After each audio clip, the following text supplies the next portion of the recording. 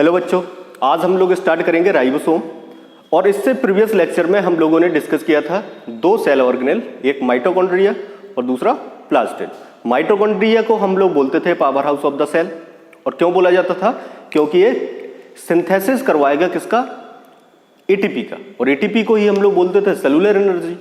इस वजह से इसको क्या बोला जाता? Power house of the cell. फिर उसके बाद हम लोगों ने डिस्कस किया था प्लास्टिड को। और प्लास्टिड को बोला था हमने कि ये केवल प्रेजेंट रहेगा प्लांट सेल के अंदर। और इसको लार्जेस्ट सेल ऑर्गेनेल भी बोला था किसका? प्लांट का। और एनिमल का लार्जेस्ट कौन सा था? माइटोकॉन्ड्रिया। फिर टाइप ऑफ प्लास्टिड देखे थे, ल्यूकोप्लास्ट, क्रोमो और क्लोरोप्लास्ट, है ना। फिर उसके बाद में हमने क्लोरोप्लास्ट का स्ट्रक्चर डिस्कस किया था। और उसमें देखा था कि क्लोरोप्लास्ट में हम लोगों को दो पार्ट दिखाई देंगे, एक ग्रेना और दूसरा स्ट्रोमा। स्ट्रोमा क्या था? तो बोला था एक इनर मेम्ब्रेन सराउंडेड एक मैट्रिक्स होगा, उसको क्या बोलेंगे? स्ट्रोमा, है ना। फंक्शन देख चुके थे, स्ट्रक्चर पढ़ चुके थे। अब हम लोग डिस्कस करेंगे किसको? राइबोसोम को। ठीक है, तो राइबोसोम जो हम लोगों ने सेल स्ट्रक्चर पढ़ा था तो उस टाइम पर देखा था कि कुछ ऑर्गेनेल होते थे जो डबल मेम्ब्रेन बाउंड होते थे, उसको हमने माइटोकॉन्ड्रिया बोला था और प्लास्टिड। और कुछ पढ़े थे नॉन मेम्ब्रेन बाउंड। तो नॉन मेम्ब्रेन बाउंड में हमने दो पढ़े थे, एक राइबोसोम और दूसरा सेंट्रोसोम। तो इसको राइबोसोम क्या होगा? मेम्ब्रेन बाउंड के नॉन मेम्ब्रेन बाउंड। तो पहले तो हम लोग को यही याद रखना है कि राइबोसोम जो होगा ये कैसा होगा? Non membrane bound cell organelle. कैसा होगा? Non membrane bound cell organelle means इसके चारों तरफ एक भी मेम्ब्रेन नहीं होंगी। और फिर हम लोग किसकी बात करेंगे? इसकी डिस्कवरी की। तो सबसे पहले इसको ऑब्जर्व किया था पेलाडे। फुल फॉर्म होता है इनका, पूरा नाम होता है जॉर्ज पेलाडे, लेकिन अपन लोग शॉर्ट में लिख लेंगे। कब किया था? 1953 में। फिर इसमें हम लोग राइबोसोम को आरएनपी पार्टिकल भी बोल देते। क्या बोलते हैं? RNP particle. और आरएनपी पार्टिकल क्यों बोला जाता है इनको? जो राइबोसोम होगा इसको आरएनपी पार्टिकल क्यों बोला जाता? पहले तो आरएनपी का फुल फॉर्म सुनो, ribonucleoprotein particle. R से राइबो, एन से न्यूक्लियो, पी से प्रोटीन। ठीक है, तो इनको राइबो न्यूक्लियो प्रोटीन पार्टिकल क्यों बोला जाता? तो जो राइबोसोम होगा क्या होगा? राइबोसोम ये मेनली बना होता किसका? Ribo nucleic acid, ribo nucleic acid. और राइबो न्यूक्लिक एसिड किसको बोलते हैं? आरएनए को, प्लस प्रोटीन। ठीक है, मतलब किसका बना रहेगा ये? राइबो न्यूक्लिक एसिड और प्रोटीन का बना रहेगा। इस वजह से इसको क्या बोलते हैं? RNP particle. क्या बोलेंगे? RNP particle. फिर हम लोग देखे थे कि जो राइबोसोम होगा वो प्रोकैरियोटिक सेल के अंदर भी देखने को मिलेगा और यूकैरियोटिक सेल के अंदर। जब डिफरेंस पढ़ा था हमने प्रोकैरियोटिक और यूकैरियोटिक सेल में, तो उस टाइम पे डिस्कस किया था कि प्रोकैरियोटिक सेल के अंदर हम लोगों को 70s टाइप का राइबोसोम देखने को मिलेगा, है ना। और यूकैरियोटिक सेल के अंदर कौन सा? 80s। तो यहीं से हम लोगों को पता चलेगा कि राइबोसोम दो टाइप का होगा, एक होगा 70s और दूसरा 80s। ठीक है, तो यहां पर हम लोग बोलेंगे कि यूकैरियोटिक जो राइबोसोम होगा, यूकैरियोटिक जो राइबोसोम होगा वो कैसा होगा? 80s। किस टाइप का होगा? 80s type. ठीक है, और जो प्रोकैरियोटिक सेल होगी, प्रोकैरियोटिक सेल या प्रोकैरियोटिक राइबोसोम भी हम लोग लिख सकते हैं कि प्रोकैरियोटिक सेल के अंदर जो राइबोसोम रहेगा उसको प्रोकैरियोटिक राइबोसोम बोल देंगे। तो जो प्रोकैरियोटिक राइबोसोम है ये होगा कौन सा? 70s type. या टाइप नहीं लिखना तो सीधा 80s और 70s याद रखना है। अब इसमें जो S है, इस S का मतलब क्या है? तो इस S को हम लोग बोलते हैं स्वैडबर्ग यूनिट। क्या बोलेंगे? स्वैडबर्ग यूनिट। ठीक है, या इसी को हम लोग स्वैडबर्ग कोफिशिएंट भी बोल देते। Svedberg coefficient. और इसका काम क्या है, जैसे हम लोग देखो किसी भी साइज को मेजर करने के लिए कोई ना कोई यूनिट का यूज करते हैं, वैसे ही राइबोसोम की साइज और डेंसिटी को मेजर करने के लिए हम लोग स्वेडबर्ग यूनिट का यूज करते हैं। मतलब ये किसको इंडिकेट करेगा, तो हम लोग बोलते हैं ये इनडायरेक्टली मेजर करेगा, मेजर्स डेंसिटी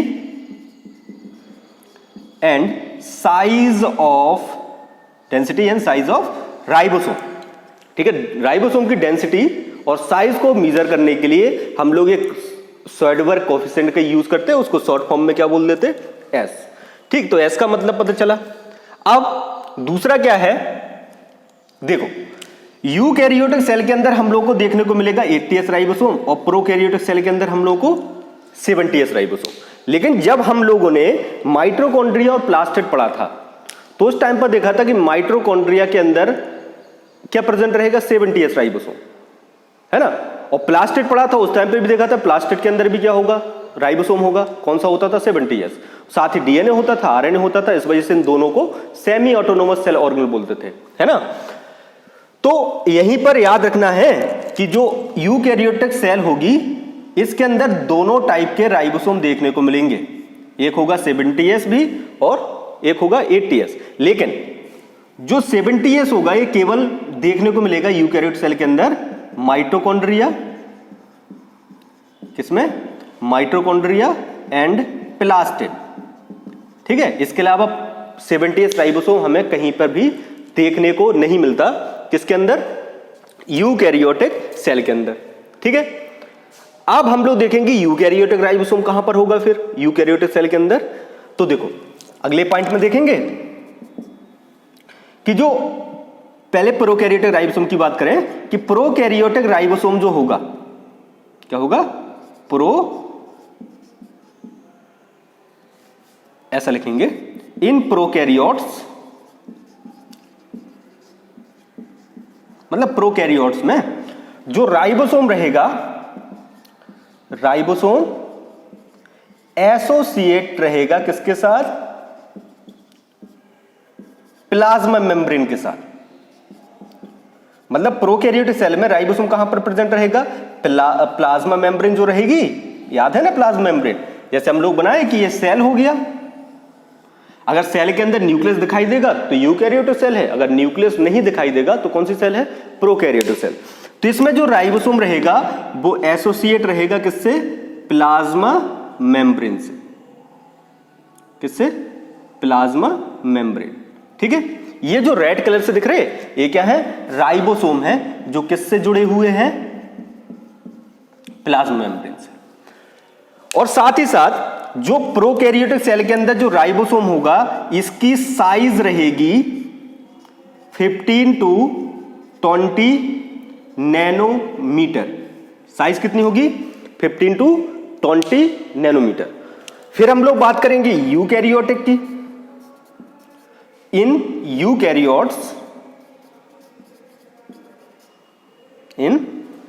यूकैरियोट्स जो राइबोसोम होगा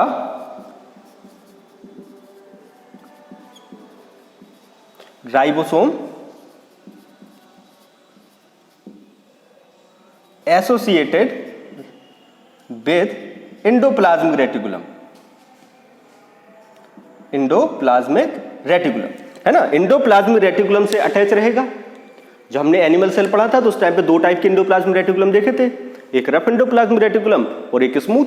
तो जिसके ऊपर राइबोसोम चिपके रहेंगे उसको रफ एंडोप्लाज्मिक रेटिकुलम बोल देंगे, और जिसके ऊपर राइबोसोम एब्सेंट रहेंगे उसको क्या बोलेंगे, स्मूथ एंडोप्लाज्मिक रेटिकुलम। ठीक है, तो यहां पर एक स्पेशल टाइप की प्रोटीन होगी जो राइबोसोम को एंडोप्लाज्मिक रेटिकुलम से चिपकाए रखेगा। उस प्रोटीन को हम लोग बोलते हैं, किसकी हेल्प से अटैच रहेगा, विद द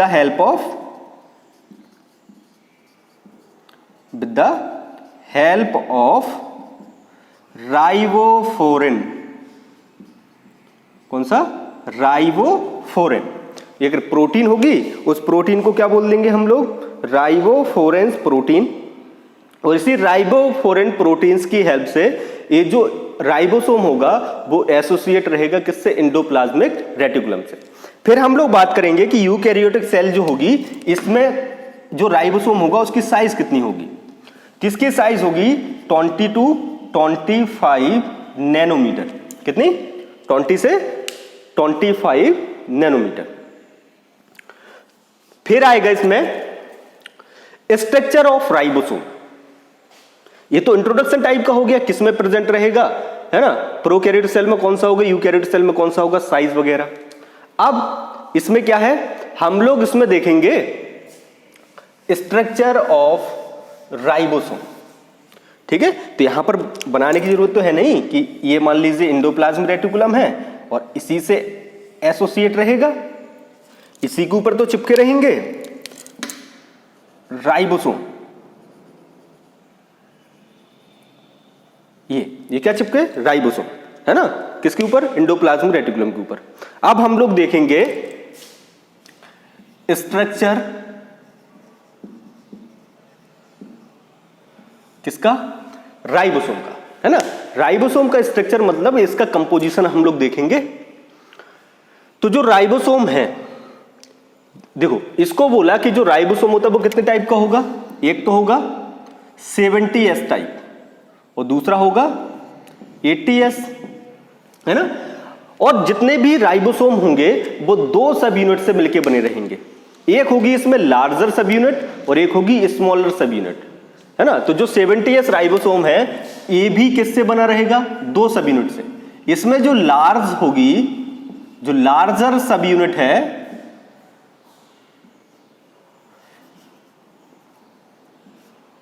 एक क्या है, लार्जर सब यूनिट, ठीक है।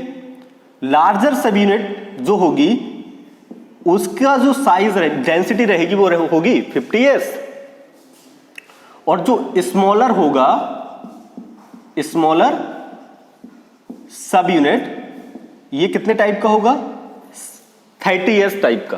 कितने टाइप का, 30S। सिंपल सा 20 का डिफरेंस करना है, 70S था तो उसमें 20 का डिफरेंस कर दो तो कितना हो जाएगा 50S, 50 में 20 का डिफरेंस कर दो तो क्या हो जाएगा 30S। तो जो 50S होगा वो लार्जर सब यूनिट होगा और जो 30S होगा वो क्या होगा, स्मॉलर सब यूनिट होगा, ठीक है। और वैसे ही जो 80S राइबोसोम होगा ये भी दो सब यूनिट से मिलकर बना रहेगा, एक इसमें लार्जर सब यूनिट होगी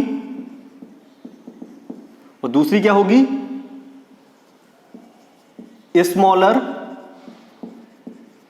सब यूनिट। लार्जर सब यूनिट में भी डिफरेंस करना है कितने, 20 का तो कितना हो जाएगा 60S और स्मॉलर कौन सा हो जाएगा 40S, ठीक। तो स्मॉलर सब यूनिट जो होगी वो कितने टाइप की हो जाएगी, 40S टाइप, ठीक है। तो देखो ये जितनी भी सब यूनिट होंगी राइबोसोम की, मींस राइबोसोम कितनी सब यूनिट से बना होगा, 2 सब यूनिट से, ठीक है। इसमें से देखो हम एक राइबोसोम का स्ट्रक्चर देख रहे हैं, इसमें ये जो ऊपर वाली सब यूनिट दिखाई दे रही ये है स्मॉलर सब यूनिट, और जो नीचे साइड बना रहे ये क्या है, लार्जर सब यूनिट। ये क्या है, राइबोसोम है, ठीक है। कितने सब यूनिट से बना, 2, ये स्मॉलर और ये लार्जर। अब ये जो दोनों सब यूनिट हैं वो एक दूसरे से एसोसिएट रहेंगे, एसोसिएट मतलब एक दूसरे से जुड़े हुए रहेंगे, और इनको जोड़े रखने के लिए एक आयंस की रिक्वायरमेंट होती है ना। मतलब हम लोग चाहते हैं कि दोनों राइबोसोम की यूनिट एक दूसरे से जुड़ी हुई रहें, है ना।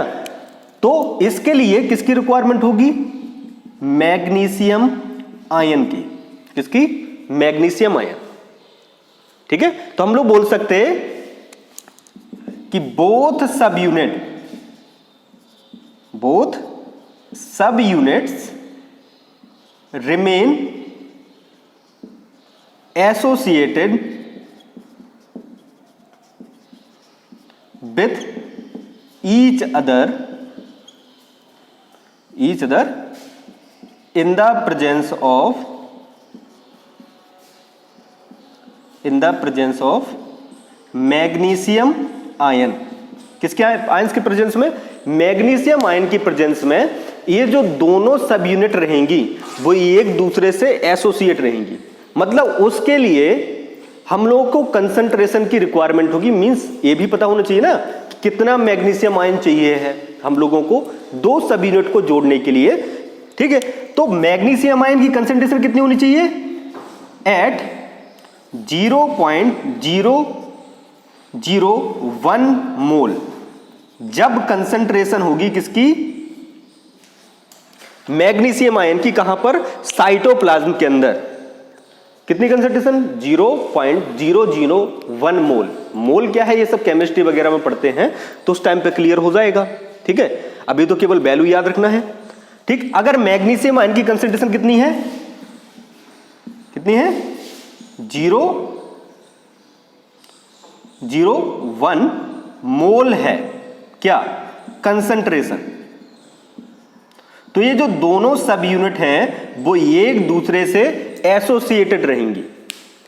क्या रहेंगी? एसोसिएटेड। लेकिन अगर मान लीजिए साइटोप्लाज्म में जो मैग्नीशियम आयन की कंसंट्रेशन है वो इतने से क्या होगी? कम हो गई है ना, लेस देन 0.001 मोल कंसंट्रेशन होगी मैग्नीशियम आयन की।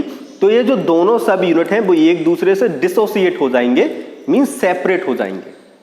ठीक है, तो मैग्नीशियम आयन की कंसंट्रेशन क्या है? रिक्वायर्ड होगी दोनों सब यूनिट को एसोसिएट करने के लिए। तो ये है स्ट्रक्चर किसका?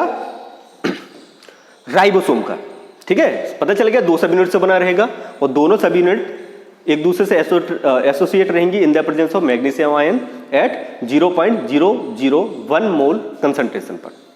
फिर है इसका फंक्शन कि फंक्शन क्या होगा माइटोकॉन्ड्रिया का, सॉरी राइबोसोम का।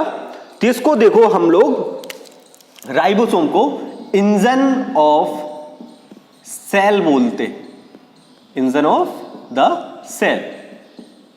ठीक है, इंजन ऑफ द सेल क्यों बोला जाता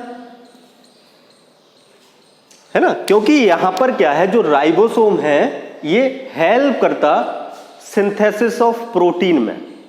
प्रोटीन की सिंथेसिस करवाना है तो कहां पर जाना पड़ेगा? राइबोसोम के पास। तो राइबोसोम को प्रोटीन फैक्ट्री भी बोल देंगे, है ना, क्योंकि यहीं पर क्या हो रहा? सिंथेसिस ऑफ प्रोटीन हो रहा। ठीक है, तो इसका फंक्शन क्या हो जाएगा? यहीं पर लिख दे। जो राइबोसोम का फंक्शन है क्या है? It is a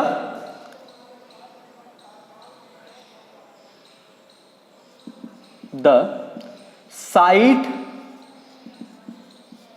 of protein synthesis. Protein synthesis, बस इतना ही याद रखना है। ठीक है, कि जब भी प्रोटीन की सिंथेसिस होनी होगी, प्रोटीन कहां पर फॉर्म होगा? राइबोसोम के पास या राइबोसोम के ऊपर।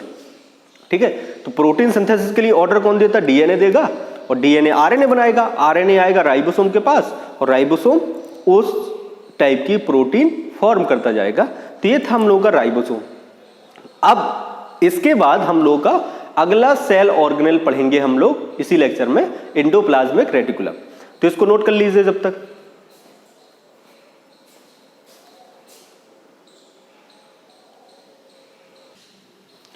अब हम लोगों का नेक्स्ट सेल ऑर्गेनेल जिसको हम लोग बोल देते हैं एंडोप्लाज्मिक रेटिकुलम। और एंडोप्लाज्मिक रेटिकुलम हम लोग का इंडो मेम्ब्रेन सिस्टम का पार्ट होता। इंडो मेम्ब्रेन सिस्टम समझते हैं? सेल के अंदर जो मेम्ब्रेनस सिस्टम होता उसको फॉर्म करवाने में भी किसका रोल रहेगा? एंडोप्लाज्मिक रेटिकुलम का। इंडो मेम्ब्रेन सिस्टम में हम लोग का ईआर आता था, गोल्जी बॉडी, लाइसोसोम और वैक्यूल। इन सबको कवर करेंगे अपन इस एंडोप्लाज्मिक रेटिकुलम के बाद। ठीक है, तो एंडोप्लाज्मिक रेटिकुलम को याद रखना किसका पार्ट है? एंडो मेम्ब्रेन सिस्टम का। पहले हम लोग इसकी बात करें हिस्ट्री की। हिस्ट्री मतलब समझते ही हो गए अब, है ना, कि सबसे पहले अपन डिस्कवरी देखेंगे। इसको डिस्कवर किया था पोर्टर, 3 साइंटिस्ट थे, porter, Claude and Phulan. Porter, Claude and Phulan कब किया था? इन 1945 में। ठीक है, तो 3 साइंटिस्टों ने एंडोप्लाज्मिक रेटिकुलम को डिस्कवर किया और टर्म समझते ना, नेम जो दिया था वो दिया था किसने? पॉर्टर ने। ठीक है, तो ये तो हो गई हिस्ट्री की बात। अब हम लोग देखेंगे कि जो राइबोसोम एंडोप्लाज्मिक रेटिकुलम है ये कहां पर प्रेजेंट रहेगा और कहां पर एब्सेंट रहेगा। तो पहला तो दिमाग में आ गया होगा कि प्रोकैरियोटिक सेल के अंदर जितने भी मेम्ब्रेन बाउंड सेल ऑर्गेनेल होते थे वो सभी क्या होंगे? एब्सेंट होंगे। तो एंडोप्लाज्मिक रेटिकुलम भी क्या रहेगा? एब्सेंट रहेगा। किसके अंदर? प्रोकैरियोटिक सेल के अंदर। ठीक है, लेकिन उससे पहले हम लोग एंडोप्लाज्मिक रेटिकुलम होता क्या है ये भी तो पता होना चाहिए। जिसको हम लोग बोलते हैं कि एंडोप्लाज्मिक रेटिकुलम क्या है? टिनी ट्यूबुलर स्ट्रक्चर है, मतलब छोटे छोटे ट्यूब लाइक स्ट्रक्चर होगा, ट्यूबुलर स्ट्रक्चर है। और कहां पर प्रेजेंट रहेगा? Scattered in cytoplasm. कहां पर प्रेजेंट रहेगा? साइटोप्लाज्म के अंदर। ठीक है, और साइटोप्लाज्म में भी ये एसोसिएटेड रहेगा किससे? न्यूक्लियर मेम्ब्रेन और प्लाज्मा मेम्ब्रेन से।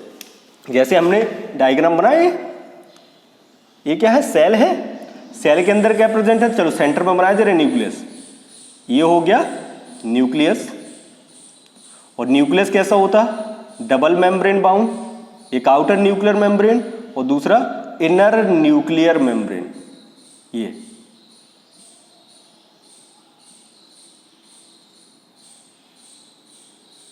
ठीक है। अब इनके बीच में, न्यूक्लियर मेम्ब्रेन के बीच में पोर होते थे, न्यूक्लियर पोर बोलेंगे। ये है एंडोप्लाज्मिक रेटिकुलम। ये जब एनिमल सेल और प्लांट सेल में डिफरेंस पड़ा था उस टाइम पे भी देखा था। ये क्या हो गया? एंडोप्लाज्मिक रेटिकुलम, जो एसोसिएटेड है किससे? प्लाज्मा मेम्ब्रेन से और न्यूक्लियर मेम्ब्रेन से। ठीक है, तो कहां पर प्रेजेंट है? तो साइटोप्लाज्म ना। तो ये कैसे दिखाई दे रहे? ट्यूब लाइक स्ट्रक्चर नहीं दिखाई दे रहे। तो इन्हीं ट्यूब लाइक स्ट्रक्चर को या ट्यूबुलर स्ट्रक्चर को हम लोग बोल देते एंडोप्लाज्मिक रेटिकुलम। फिर होगा कि जो एंडोप्लाज्मिक रेटिकुलम है ये एब्सेंट रहेगा।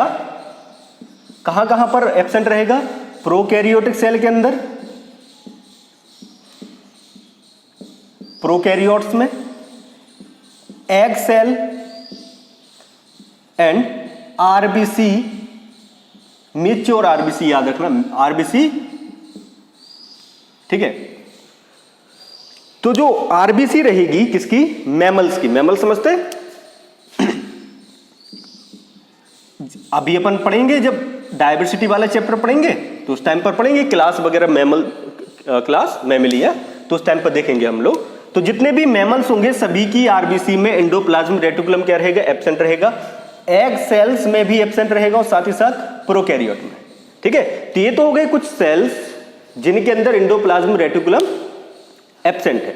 लेकिन कुछ सेल्स होती जिनके अंदर जो एंडोप्लाज्मिक रेटिकुलम है वो ज्यादा डेवलप टाइप का रहेगा। और वो सेल कौन सी होंगी?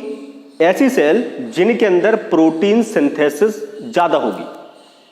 ठीक है, वो सेल जिनके अंदर क्या होगा? प्रोटीन सिंथेसिस होगी। उन सेल के अंदर जो एंडोप्लाज्मिक रेटिकुलम होगा वो ज्यादा डेवलप रहेगा, मच डेवलप। किसमें? इन यंग सेल। यंग सेल समझते? जो नई सेल होंगी, ठीक है, उन सेल्स को क्या बोलते हैं? Young cell. और यंग सेल के अंदर एंडोप्लाज्मिक रेटिकुलम क्या होगा? मच डेवलप होगा, क्योंकि वो अभी यंग है, उनको ग्रोथ करना है, डेवलपमेंट करना है, तो उसके लिए किसकी रिक्वायरमेंट होगी? एनर्जी की।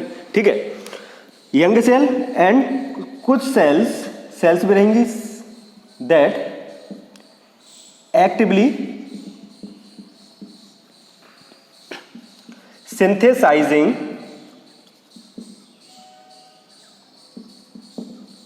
प्रोटीन। मतलब ऐसी सेल, एक तो यंग सेल के अंदर ज्यादा डेवलप टाइप के एंडोप्लाज्मिक रेटिकुलम देखने को मिलेंगे, और वो सेल जिनके अंदर प्रोटीन सिंथेसिस ज्यादा होगी। और उन सेल्स के नाम याद रख लेना। एक तो है लीवर सेल। लीवर सेल समझते होगे? लीवर अपना ऑर्गन होता ना। और साथ ही साथ पैनक्रियाटिक सेल। ठीक है, इनके अंदर जो एंडोप्लाज्मिक रेटिकुलम रहेगा वो ज्यादा डेवलप टाइप का होगा। ठीक, और हमने क्या बोला अभी कि जो एंडोप्लाज्मिक रेटिकुलम है ये कहां पर प्रेजेंट रहेगा? साइटोप्लाज्म के अंदर। ठीक है, तो अब देखो, अब एंडोप्लाज्मिक रेटिकुलम के अंदर, चलो इधर बाहर बना के देखें, ये है एंडोप्लाज्मिक रेटिकुलम, ये। अब एंडोप्लाज्मिक रेटिकुलम में हम लोगों को दो स्पेस दिखाई देंगे। कितने स्पेस? दो स्पेस। एक स्पेस तो दिखाई दे रहा एंडोप्लाज्मिक रेटिकुलम के अंदर, दिख रहा कि नहीं दिख रहा? इस स्पेस को हम लोग बोल देते लूमिनल, ठीक है। मतलब एंडोप्लाज्मिक रेटिकुलम में दो कंपार्टमेंट या दो स्पेस दिखाई देंगे। एक होगा लूमिनल, लूमिनल कहने का मतलब है एंडोप्लाज्मिक रेटिकुलम के अंदर का जो स्पेस होगा इनसाइड द ईआर, उसको बोलेंगे लूमिनल। और दूसरा क्या है, ये बाहर क्या प्रेजेंट है इधर पे एंडोप्लाज्मिक रेटिकुलम के बाहर? साइटोप्लाज्म है। तो जो साइटोप्लाज्म वाला रीजन होगा बाहर, इसको बोलेंगे एक्स्ट्रा लूमिनल, ठीक है। तो दो कंपार्टमेंट दिखाई दे रहे, एक अंदर तो लूमिनल बोल दिया और एक बाहर एक्स्ट्रा लूमिनल। और एक्स्ट्रा लूमिनल किस वाले कंपार्टमेंट को बोलेंगे? जो साइटोप्लाज्म में रहेगा, ठीक है। फिर क्या होगा, अब क्या बोला था अभी कि जो एंडोप्लाज्मिक रेटिकुलम है ये एंडोमेम्ब्रेन सिस्टम का पार्ट है। तो ये टोटल एंडोमेम्ब्रेन सिस्टम का, टोटल एंडोमेम्ब्रेन सिस्टम का 30 से 60 मतलब 30 to 60% पार्ट फॉर्म करेगा किसका? Of endomembrane system, endomembrane system का, ठीक है। दो कंपार्टमेंट हो गए, कितने कंपार्टमेंट? 2 कंपार्टमेंट। और एक कंपार्टमेंट को हम लोग बोलेंगे लूमिनल